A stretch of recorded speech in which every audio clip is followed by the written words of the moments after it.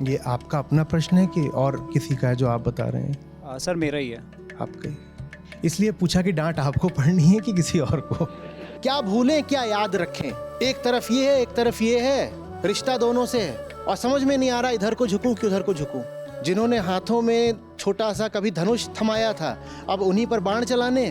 बढ़िया घना कोई वृक्ष है, मौलशरी, पीपल, बरगद, कोई भी हो सकता है, और उसके नीचे कैसे बैठे हुए हैं गुरुदेव?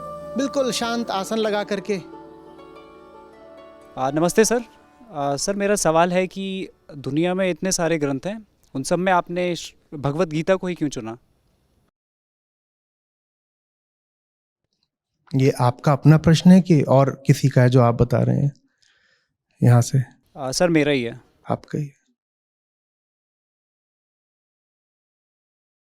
देखिए, इसलिए पूछा कि डांट आपको पढ़नी है कि किसी और को?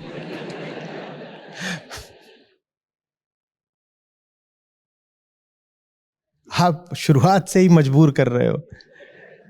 यहां जितने लोग बैठे हैं उनमें से कितने लोग मात्र गीता समागम में नहीं, अन्य श्रृंखलाओं में भी साथ हैं? तो किसको लग रहा है कि हमारी जो चारों श्रृंखलाएं चल रही हैं उसमें सिर्फ भगवत गीता पढ़ रहे हैं हम? प्रश्न आया है कि दुनिया में इतने ग्रंथ हैं, सिर्फ गीता को ही क्यों चुना? मात्र गीता समागम ही है या अन्य श्रृंखलाएं भी हैं? तो ऐसा कहां है कि सिर्फ गीता को चुना है? ऐसा कहां है? कठोपनिषद, अष्टावक्र गीता क्या है? और जो संतों की हम बात लेते रहते हैं वो क्या है? और जो लाओ त्ज़ु हमारे साथ हैं और आचार्य नागार्जुन हमारे साथ हैं वो क्या है? और ये तो बात बस उन ग्रंथों की है जो अद्यतन हमारे साथ हैं, माने जिनको हम अभी पढ़ रहे हैं। नहीं तो आप पीछे जाके देखेंगे, अभी तो कम्युनिटी पे आप लोगों ने एक करी थी ना एक्टिविटी कि किन किन विषयों पर अतीत में हम बात कर चुके हैं। अभी मुश्किल से हफ्ता भर हुआ होगा, तो आप ही लोगों ने पूरी सूची बना करके दी थी, एक के बाद एक दी थी ना। कुछ नहीं तो 15-20 उपनिषदों पर पहले बात हो चुकी है विस्तृत, कितनी अन्य गीताओं पर पहले बात हो चुकी है, कितने ही संतों पर, दार्शनिकों पर बात हो चुकी है। इतनी बात हो चुकी है कि कई बार कोई पुराना लेख या वीडियो सामने आता है तो मुझे यकीन नहीं होता कि इस पर भी चर्चा हो चुकी है, क्योंकि स्मृति में मैं बहुत रखता नहीं। कोई कहता है कि आपने इन पर भी बोला हुआ है 7 साल पहले, कहता हूं दिखाओ, क्योंकि जिन पर बोला हुआ है वो मुझे अब याद भी नहीं है कि मैंने इन पर कभी बोला था। जहां कहीं भी बोध है उसी का नाम गीता है। हमारे देखे तो आचार्य नागार्जुन भी जो बोल रहे हैं, बौद्ध दिशा से भी जो आ रहा है, वो गीता ही है।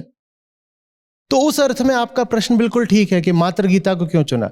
पर अगर आप गीता का आशय कोई विशिष्ट ग्रंथ ले रहे हैं, आप कह रहे हैं श्रीमद् भगवद गीता, तो ऐसा नहीं है। जहां कहीं भी कोई रास्ता दिखाने वाला है, पथ प्रदर्शित करने वाला है, वही तो कृष्ण है ना। या कृष्ण मात्र किसी एक विशिष्ट व्यक्तित्व का नाम है? मात्र एक कृष्ण होते हैं क्या? स्वयं कृष्ण अपने बारे में क्या बोलते हैं? कोई नहीं सुनाएगा। ऐसा कोई कृष्ण जब, फिर से बोलिएगा, ऐसा कोई काल नहीं कृष्ण जब होते नहीं। जब, ठीक है, गीता धार बहती रही, गीता धार बहती रही, नाम अलग संग्राम वही, गीता धार बहती रही, ऐसा कोई काल नहीं कृष्ण जब होते नहीं। तो जहां कहीं भी हमको बोध मिल रहा हो, जहां कहीं भी कोई खड़ा होके हमसे कह रहा हो कि उठो पार्थ, और पार्थ युद्धस्य, जो भी कोई हमसे कह रहा हो उठो और स्वयं के प्रति संघर्ष करो, वहां क्या है? वहां कृष्ण है, और जो ये युद्धस्व का घोष है यही गीता है। आ रही है बात?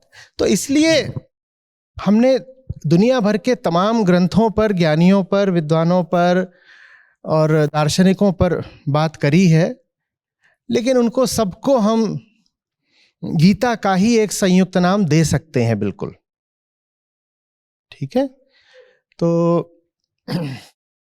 अभी भी आप यहां पीछे देख रहे हैं, तो अब ये वेदांत संहिता लिखा हुआ है ना, मुझे कोई सामने से तो दिख नहीं रहा। और वेदांत माने क्या? मात्र गीता, मात्र भगवत गीता, सारे उपनिषद और वेदांत सूत्र, जिन्हें ब्रह्म सूत्र भी बोलते हैं, सब आ जाते हैं।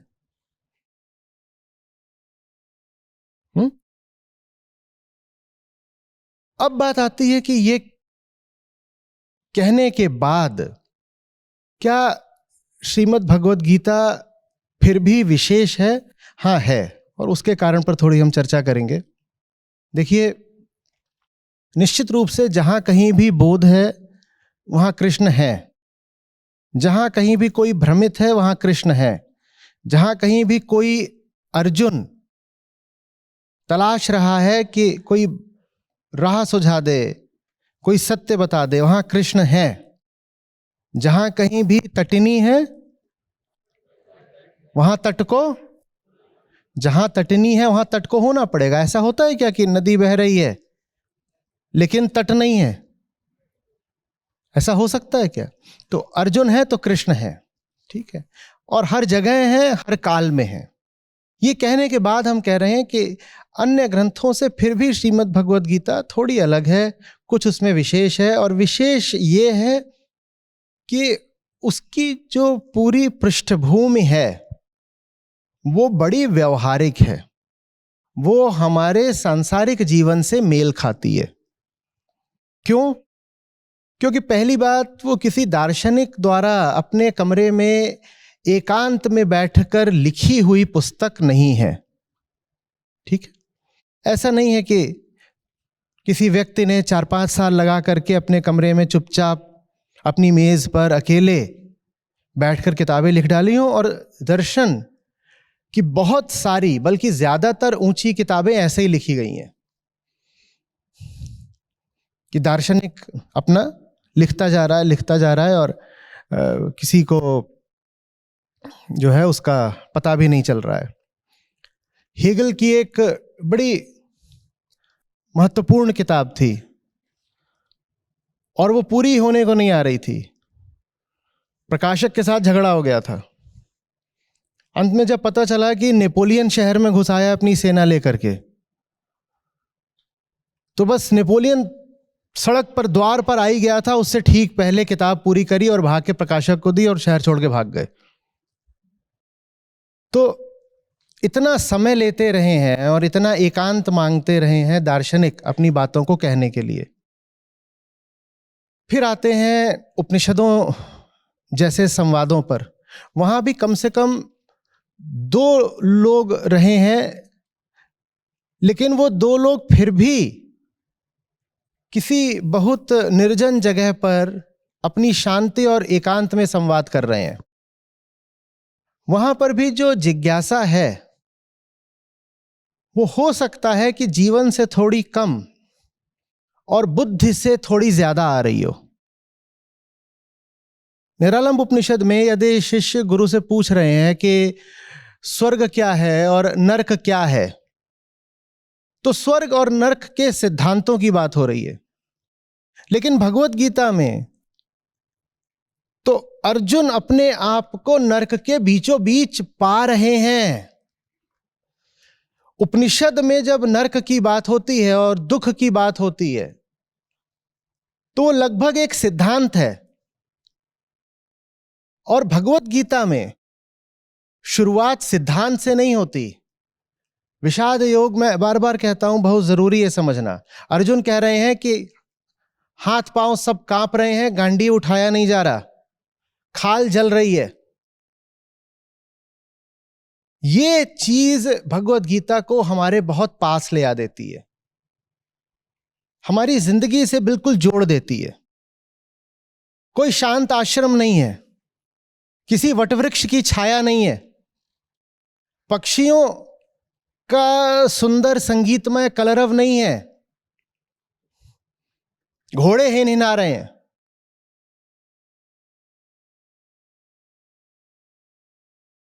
अस्त्रों की आवाजें, धनुष की टंकार, धातु का स्वर सुनाई दे रहा है। अंतर समझिएगा। तो ऋषि जब उपनिषद की बात करते हैं वो बहुत ऊंची बात है, लेकिन हमारे साधारण सांसारिक जीवन से थोड़ा वो दूर की बात हो जाती है।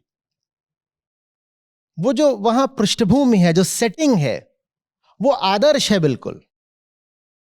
भगवत गीता आदर्श नहीं है। भगवत गीता में हमारे सामने जो है वो बात व्यवहार की है, हमारे जीवन की है। जो गुरु के सामने शिष्य बैठे हुए हैं उपनिषदों में, वो पहले ही कुछ बातों को निपटा चुके हैं, कुछ मुद्दों को सुलझा चुके हैं, घर अपना पीछे छोड़कर गुरु के सामने आ चुके हैं। लेकिन अर्जुन के सामने उनके सब भाई बंधु मित्र हितैषी खड़े हुए हैं। तो हमारी स्थिति किसके ज्यादा निकट है, उपनिषदों के कि गीता के? इसलिए भगवत गीता विशेष है और इसलिए भगवत गीता उपनिषदों से कहीं ज्यादा प्रसिद्ध और प्रचलित हो गई। नहीं तो भगवत गीता में जो सिद्धांत है वो सिद्धांत तो सबके सब उपनिषदों के ही हैं। गीता को भी एक उपनिषद ही माना जाता है।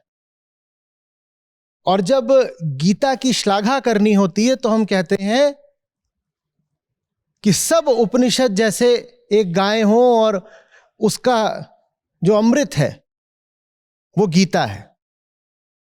ये सब उपनिषदों से जो मर्म लिया गया है वो गीता में आ जाता है। ये बात अति सुंदर है, पर इस बात से ये तो पता चलता ही है कि गीता में ऐसा कुछ भी नहीं है जो उपनिषदों में पहले से ना हो।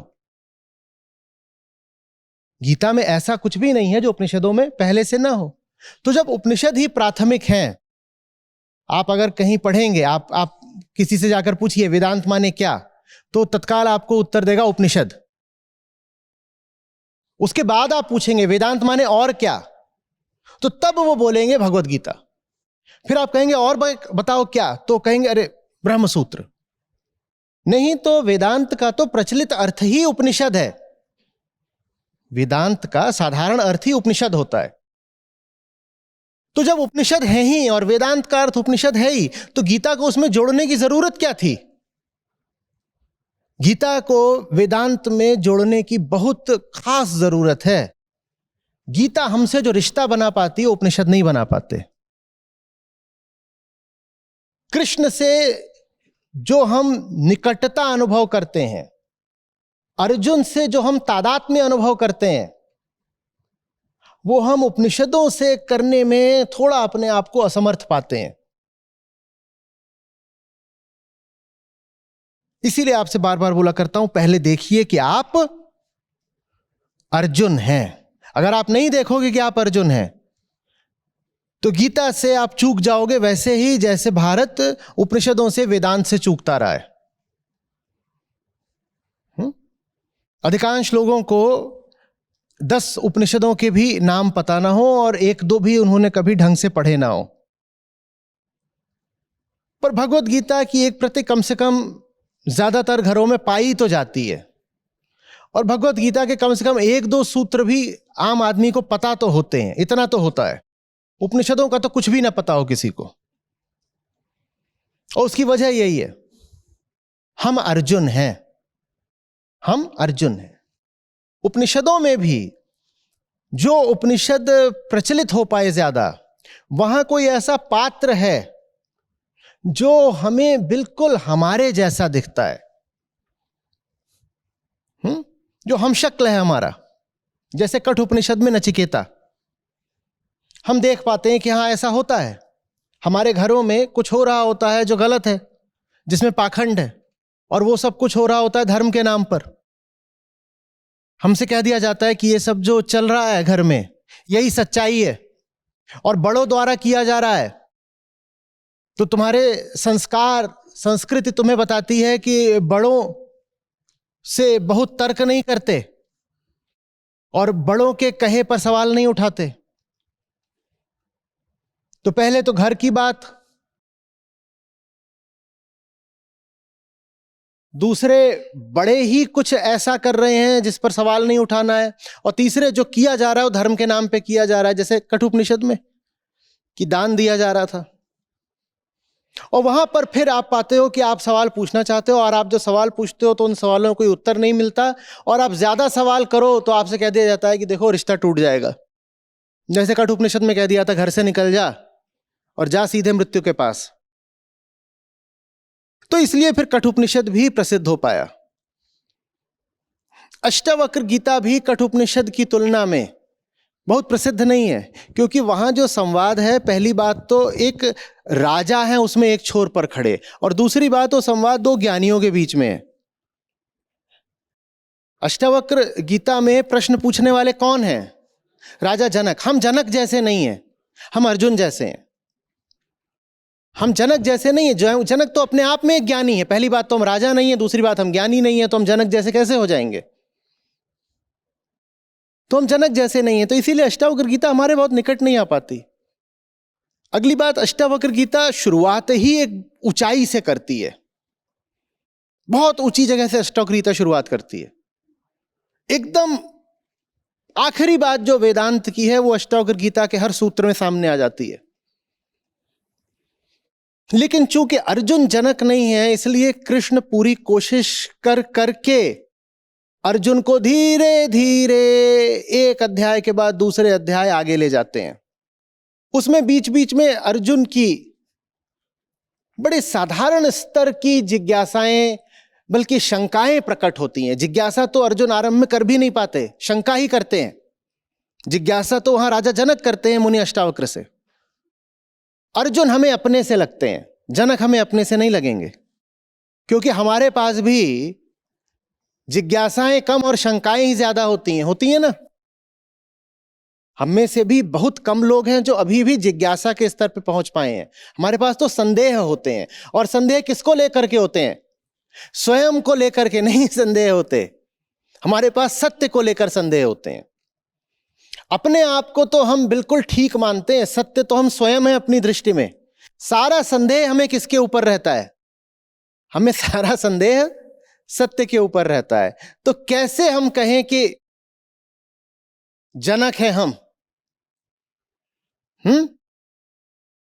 हमारे लिए तो वही ठीक है कि मैं कहता सुलझावन हारी, तू रखता उलझाई रे, तेरा मेरा मनवा कैसे एक होई रे। और ये बात श्री कृष्ण और अर्जुन पर लागू होती है। कितना श्रम कर रहे हैं कृष्ण, सुलझाने की कितनी कोशिश कर रहे हैं कृष्ण, और अर्जुन क्या कर रहे हैं? नहीं, ये तो सब ठीक है, पर ये बताइए, सांख्य योग के बाद अर्जुन कहते हैं 72 श्लोक सांख्य योग के, उसके बाद अर्जुन कहते हैं लेकिन ये बताइए, सांख्य योग माने ज्ञान, कहते हैं अगर ज्ञान ही इतना अच्छा है तो मुझसे कर्म क्यों करवा रहे हो? क्योंकि कृष्ण क्या बोल रहे थे? उठाओ धनुष। तो जो उच्चतम बात हो सकती है, श्री कृष्ण ने सबसे पहले वो समझाई है अर्जुन को, ये विचार करके कि जब दे ही रहा हूं तो सबसे ऊंची चीज दूं, और जो सबसे शुद्ध ज्ञान है अगर उससे ही बात बन जाए तो और कुछ बोलने की फिर जरूरत ही नहीं है। तो जो दूसरा अध्याय है एकदम आरंभिक, वो शुद्धतम अध्याय भी है, लेकिन उन 72 श्लोकों का उत्तर क्या मिलता है श्री कृष्ण को कि अगर इतना ही ऊंचा है ज्ञान तो चलिए फिर हम आप ज्ञान चर्चा करते हैं ना बैठ करके, ये बाण वर्षा क्यों करें? तो श्री कृष्ण बोलते हैं फिर रुको, थम, अब तुम सुनो कर्मयोग। अब ये समस्या मुनि अष्टावक्र को कभी नहीं झेलनी पड़ी, ये समस्या किसी उपनिषद के ऋषि को नहीं झेलनी पड़ी। हमें नहीं मिलते हैं उपनिषदों में ऐसे पात्र जो गुरुओं पर, ऋषियों पर शंका करते हो। हमें नहीं मिलते हैं उपनिषदों में ऐसे पात्र जिनको स्वजनों से ही युद्ध करना है और जो गहरे मोह से भरे हुए हों। बीच बीच में अब मैंने बोल दिया तो कोई आपत्ति न करते हो, इसलिए बोल देता हूं। हाँ, बृहदारण्यक में ऐसा होता है कि ऋषि को हम पाते हैं कि क्रोधित हो गए हैं, पर वो एक क्षण की बात है। और वो क्रोधित भी इसलिए हुए हैं क्योंकि उनको बहुत अच्छा कोई मिल गया है प्रश्न करने वाला, मिल गई है बल्कि। ये आप कम्युनिटी पे लिखेंगे क्यों क्रोधित हुए थे और कौन मिल गई थी और प्रश्न क्या था। कौन से ऋषि थे जो क्रोधित हुए थे और क्या प्रश्न था, किसके द्वारा प्रश्न किया गया था और फिर उन्होंने उत्तर क्या दिया था। इस पूरी बातचीत का अंत क्या निकला था, ये आप बताएंगे। लेकिन उस तरह की घटनाएं अपवाद स्वरूप हैं, विरल है। नहीं तो हम ज्यादातर क्या पाते हैं कि बढ़िया घना कोई वृक्ष है, मौलशरी, पीपल, बरगद, कोई भी हो सकता है, और उसके नीचे कैसे बैठे हुए हैं गुरुदेव, बिल्कुल शांत आसन लगा करके। और कितने वहां पर शिष्य बैठे हुए हैं, कभी 3, कभी 5, कभी एक ही। और बिल्कुल वहां जो उच्चतम स्तर की वार्ता है वो चल रही है। अब ये बताइए कि आप दिन में कितनी बार पीपल के वृक्ष के नीचे बैठ जाते हो पालथी मार के, और आप दिन भर में कितनी बार किसी से शांत वार्ता कर पाते हो? नहीं कर पाते ना।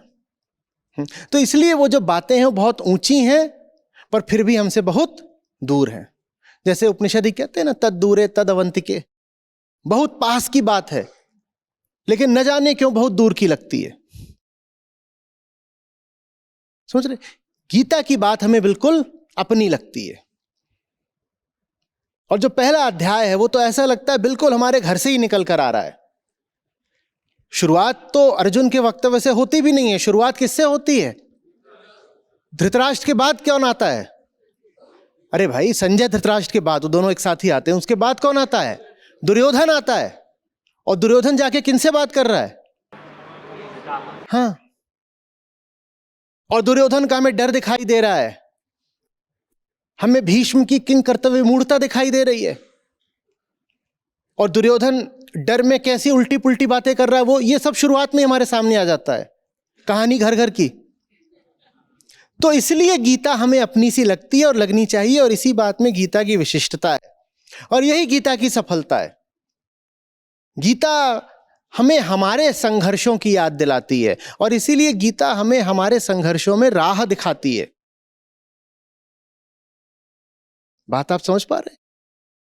अब उपनिषदों में हमने कहा संवाद है।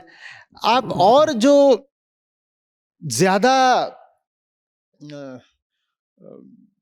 मार्मिक ग्रंथ हैं दर्शन के, उनकी ओर जाएंगे तो वहां तो आपको दो लोगों के बीच भी संवाद नहीं मिलता। आप अगर चले जाएं उदाहरण के लिए सांख्य कारिका की ओर, तो वहां आपको संवाद थोड़ी मिलेगा। वहां कोई किसी से बात नहीं कर रहा है। वहां जो बात है बस लिखी हुई है, आप समझ सकते हो तो समझ लीजिए।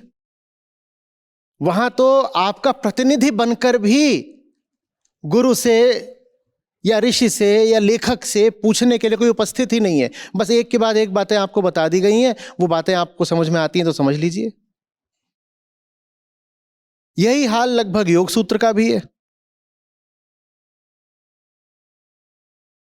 समझ रहे? वहां पर भी कोई पूछने वाला नहीं है, बस वहां बातें बता दी गई हैं। यहां आपके प्रतिनिधि बनकर कौन खड़े हैं गीता में? अर्जुन।